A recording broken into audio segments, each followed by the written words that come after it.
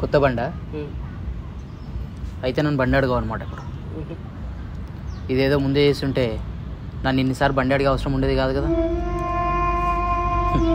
జీవితాంతం నా బండి వేసుకొని తిరుగుతావు అనుకున్నాను.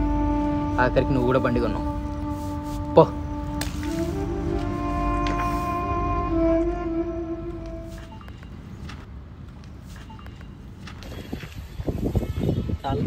మంచి బండా అన్న. కాకపోతే 2 లక్షలు పెట్టి బండి కొనడం మాటలా?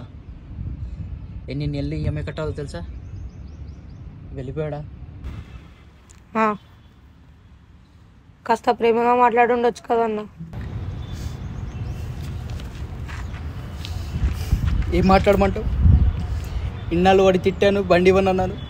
ఇప్పుడు ప్రేమగా మాట్లాడితే నా ఫ్రెండ్ గారు బండి కోసమే యాక్ట్ చేస్తున్నాడు అనుకోడు. ఏంటన్నా అలా మాట్లాడుతున్నావు?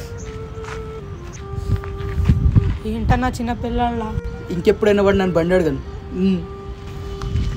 పెద్ద గొప్ప మరి. గొప్ప కాకపోతే ఏంట్రా, వాడు కూడా బండి కొన్నాడు.